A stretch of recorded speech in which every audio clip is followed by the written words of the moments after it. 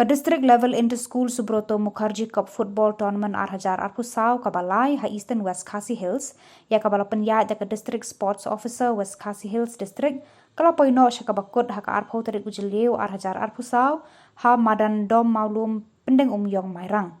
Ha kene kesengi penkut jong kene ke lumpung ya lek kai kenjat bol ki kena school u District School Education Officer ka Eastern West Khasi Hills uba J Ternyang ulawan bansaki kumukong san harengkat ke jinga dan lang ke DSO ke kong balarina siem usordar ke senong pendeng umyong uba